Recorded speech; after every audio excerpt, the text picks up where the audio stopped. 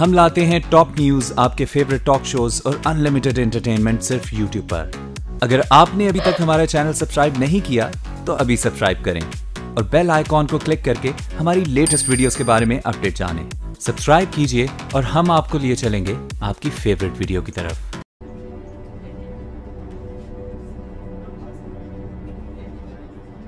Tram کی set پر bacteria بہت زیادہ تھے، انسانی جلد کے خلیات اور جسوں میں بھی۔ کوئی مسافر سیٹ پر ایسے بیکٹیریا بھی چھوڑ گیا جو یہاں انہیں نہیں چاہیے تھے۔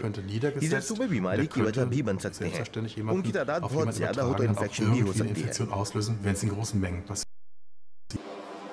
عام طور پر لوگ سمجھتے ہیں کہ یہاں بہت زیادہ بیکٹیریا ہوتے ہیں، لیکن الیکٹرک سیڑھیوں پر جراثیم بہت کم اور بالکل بے ضرر نکلے۔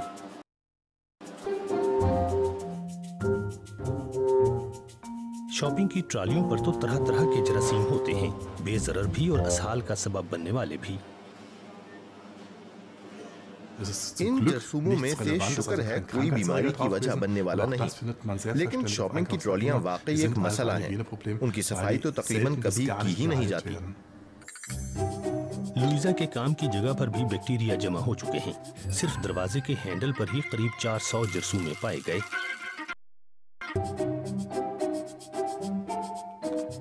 اور بھی بیزار کن، ٹیلی فون، کمپیوٹر کا کی بورڈ اور معدے میں پائے جانے والے بیکٹیریا پائے گئے۔ ہاتھوں میں نمی ہو تو ان کی افزائش آسان تر ہو جاتی ہے۔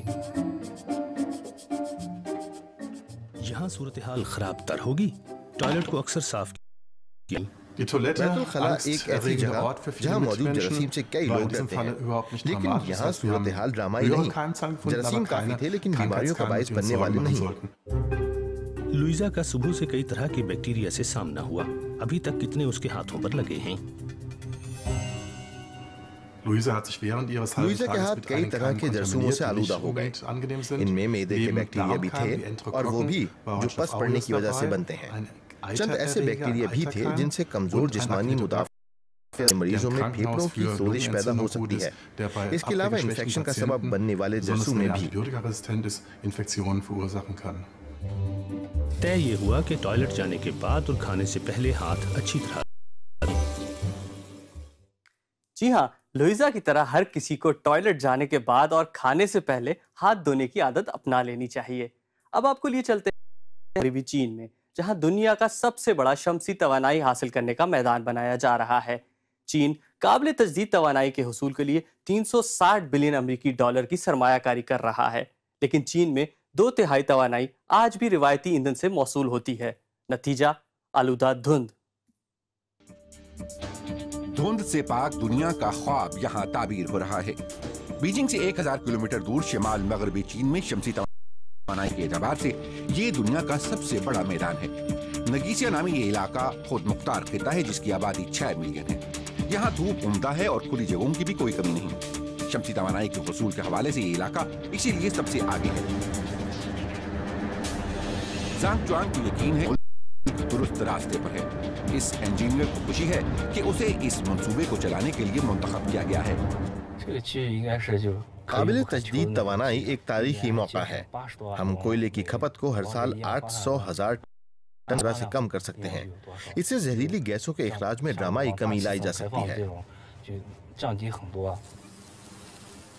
جب یہ تنصیب مکمل ہو جائے گی، زانگ اور ان کے ساتھی 2 ملین گھروں تک بجلی کی فراہمی شروع کر دیں گے۔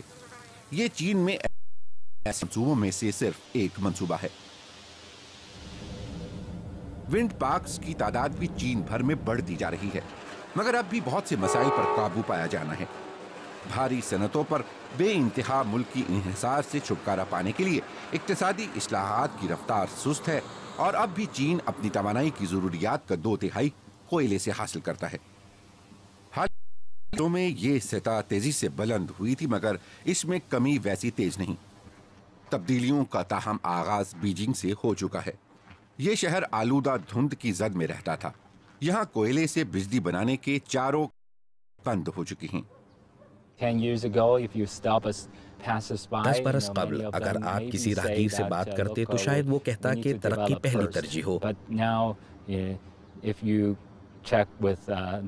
مگر اب बात सोचती है कि हमें साफ हवा, साफ पानी और महफूज खुराक चाहिए। यही मुतालबात हुकूमत पर दबाव बढ़ाते हैं कि वो बेहतर इक़दाम करे। बीजिंग की गलियों में अब लाखों साइकिलें दिखाई देती हैं और बहुत से कारखाने बंद किए जा चुके हैं, मगर स्मॉग एक बड़ा मसला है और ख़ुसूसन नामुवाफिक सम्त में चले। ये वीडियो बताती है कि किस तरह फकत 20 मिनट में पूरा शहर धुंध की चादर ओढ़ कर गायब हो जाता है। इसमें से ज्यादातर धुआं नवाही सूबों से आता है, जहां कोयले की लॉबी अब भी मजबूत है और मकामी हुकाम ने चश्मपोशी इख्तियार कर रखी है, क्योंकि माहौलियाती कवानीन पर अमल दरामद से मुलाजमत लाहक हो सकते हैं। दुनिया भर में कार्बन डाइऑक्साइड का 28% चीन खारिज करता है। अमेरिका इस फहरिस्त में 16% के साथ दूसरे नंबर पर है। खुसूसी एप्लीकेशन का इस्तेमाल करके कोई भी शख्स किसी माहौलियाती मसले की तस्वीर काम को इरसाल कर सकता है। ये एक कारगर आला है। ग्रीन पीस ने भी रवायती ईंधन से दूरी इख्तियार करने पर चीन की तारीफ की है, मगर तवानाई की मुल्की पॉलिसियों में रवायती ईंधन अब भी कलीदी है। चीनी कंपनियां और बैंक कोयले की तामीर और सरमायाकारी में आगे आगे हैं। वियतनाम से अफ्रीका और इंडोनेशिया तक ये एक परेशान कुन सूरत हाल है।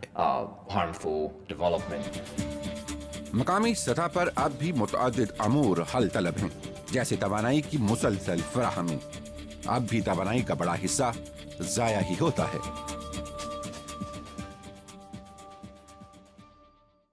और सवाल में वक्त है अब एक, जिसके बाद सैर कराएंगे हम आपको रोटी के अजायब घर की। हमारे साथ रहिएगा।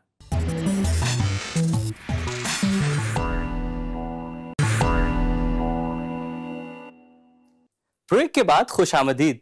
इंसान के जिंदा रहने में रोटी का किरदार इंतहाई अहम है। इस रोटी की अहमियत के एतराफ के लिए जदीद तर्ज पर एक अजायब गया है। आइए सैर करते हैं अनोखे रोटी के अजायब घर की। इमारत एक ख्वाब की ताबीर है। ऑस्ट्रिया के शहर लिंस के करीब वाक़ई ये जदीद इमारत पेनियम नामी अजायब घर है। 1000 मुरब्बा मीटर पर मुहित इस म्यूजियम का मौजू रोटी है। इस अजायब घर का ख्वाब पीटर आउगन डॉपलर ने देखा था। अगर कुछ भी ना हो लेकिन सिर्फ रोटी हो तो रह लेगा। अगर रोटी ही नहीं है तो समझें सब कुछ खत्म हो गया। रोटी का यही कमाल है। आउगन डॉपलर की ख्वाहिश थी कि उनके म्यूजियम के लिए एक हैरान कुन इमारत बनाई जाए।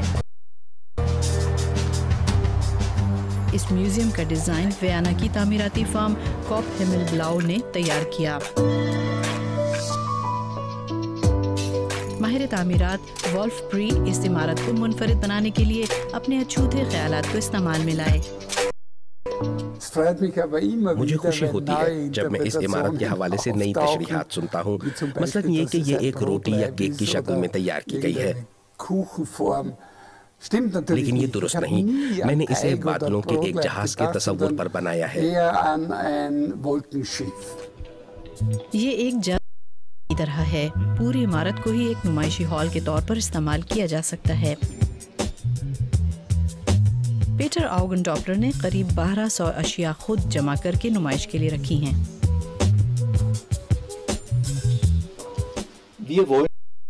लोगों को ये दिखाना चाहते हैं कि गुज़श्ता 6 से 8 वर्षों में रोटी ने इंसानी तारीख और जिंदगी के हर शोबे पर क्या असरात मुरतब किए हैं। इनमें ग़िज़ा, खेती-बाड़ी, सक़ाफ़त और ख़ास तौर पर मज़हब शामिल है। ये म्यूजियम दीगर पहलुओं के अलावा रोटी के आगाज की तारीख भी बताता है। आटा गूंदने वाली ये पथरीली प्लेट 9000 साल पुरानी है। रोटी बनाने और आटा गूंदने की रिवायत 9000 साल पुरानी है, लेकिन ये काम बहुत से लोगों के लिए आज भी बहुत मुश्किल है।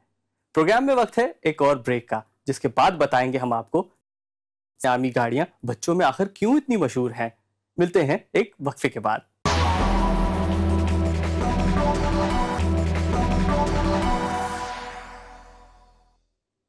Welcome back. پرانی گاڑیوں کے ماڈلز رکھنے کا رجحان گزشتہ 100 برسوں سے پایا جاتا ہے، لیکن اولڈ ٹائمر گاڑیوں کو نئے جدید ماڈل کی شکل دینا ایک خاص شوق ہے۔ بچوں کے لیے ہاتھ سے بنائی گئی چھوٹی گاڑیوں کو صابن دانی کہا جاتا ہے۔ ان کول اولڈ ٹائمرز گاڑیوں کو بچے نہ صرف چلا سکتے ہیں بلکہ جرمنی کے گاؤں میں ان صابن دانیوں کی منفرد ریس بھی منعقد کی جاتی ہے۔ آئیے دیکھتے ہیں اس رپورٹ میں۔ بظاہر یہ دوسری عالمی جنگ سے پہلے کے زمانے کی ایک کار دکھائی دیتی ہے۔ یہ اچھی حالت میں رکھی جانے والی کوئی قدیمی گاڑی نہیں بلکہ یہ ایک اولڈ ٹائمر کا سن 2017 میں بنایا جانے والا چھوٹا ماڈل ہے۔ یہ دونوں جولیا اور شارلوٹا ہاس اس کی مالکہ ہیں۔ ہمارے لیے بہت کول ہے جب ہم بچوں کے پاس بھی اپنی ایک چھوٹی سی کار گاڑی چلانے کی اجازت ہونا بھی ایک تفریح ہے۔ مجھے بھی اچھا لگتا ہے کیونکہ اس میں لطف آتا ہے اور ہر مرتبہ ایک نیا تجربہ ہوتا ہے۔ سو باکس یا صابن دانی نامی اس کار میں انجن بھی ہے۔ 2 افراد کے بیٹھنے کی گنجائش والی اس منفرد کار کو ہاتھوں سے بنایا گیا ہے۔ یہ کافی حد تک دوسری عالمی جنگ سے قبل کی ایک برطانوی ریسنگ کار لاگوندا راپیر سے مماثلت رکھتی ہے۔ یہ ان بچیوں کے پاپا کرسٹین ہاس کی پسندیدہ گاڑی ہے۔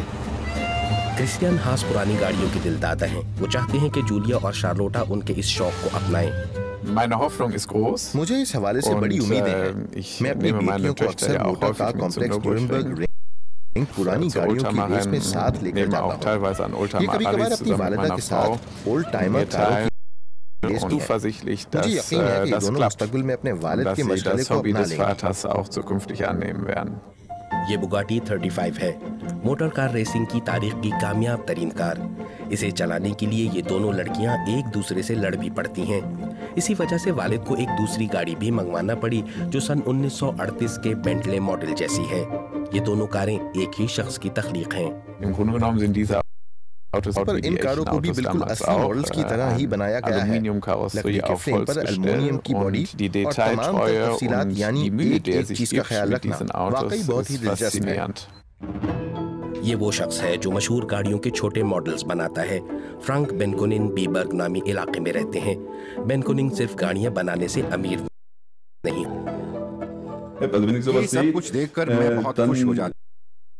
اسی لیے بنائی گئی۔ میرا مطلب ہے کہ میں بھی شوق سے انہیں چلاتا ہوں، لیکن جب بچے اسے دوڑاتے ہیں اور خوش ہوتے ہیں تو میرے لیے اور بھی خوشی کی بات ہوتی ہے۔ اس سب کچھ کی ابتدا سن 2012 میں ہوئی۔ فرانک بینکونن کے گاؤں میں صابن دانیوں یا چھوٹی گاڑیوں کی ایک ریس منعقد ہوئی۔ فرانک 16 برس کی عمر سے ہی کاروں کی مرمت میں دلچسپی لیتے تھے۔ اس مقابلے کے کچھ عرصے بعد ہی انہوں نے یہ ریسنگ کار تاہم جگہ کی کمی کی وجہ سے انہیں یہ گاڑی فروخت کرنا پڑ گئی۔ مجھے عالمی جنگ سے پہلے کے زمانے کی ہر قسم کی گاڑیاں بنانے میں دلچسپی ہے۔ اپنی بنائی گئی تمام گاڑیاں مجھے پسند ہیں۔ اس دوران وہ اولڈ ٹائمر گاڑیاں بنانے والی ایک نامی گرامی شخصیت بن چکے ہیں۔ میرے ذہن میں ایک خاص قسم کا بنیادی منصوبہ ہوتا ہے اور پھر میں اس پر کام کرنا شروع کر دیتا ہوں۔ اس طرح آسانی سے کار تیار ہو جاتی ہے۔ کوئی حتمی طریقہ تیاری کے دوران تبدیلیاں آتی رہتی ہیں۔ ان کی بنائی ہوئی ہر صابن دانی منفرد ہوتی ہے۔ اس میں بنیادی طور پر لکڑی کا ایک تختہ جس پر فریم کو نٹوں کی مدد سے کسا جاتا ہے۔ انہوں نے اس اولڈ ٹائمر کو بھی مکمل طور پر نیا تیار کیا ہے۔ تو کیسا لگا آپ کو آج کا شو؟ رائے سے ضرور آگاہ کیجیے #سوال کے ساتھ ہمارے فیس بک پیج اور ٹویٹر اکاؤنٹ پر۔ سوال میں شامل رپورٹس دیکھنے کے لیے وزٹ کر سکتے ہیں آپ سوال کا خصوصی پیج ہماری ویب سائٹ dw.com/urdu پر۔ اب دیجیے ہمیں اجازت، آئندہ ہفتے پھر سائنس کی دنیا کی مزید حیرت انگیز رپورٹس کے ساتھ۔ تب تک کے لیے خدا حافظ۔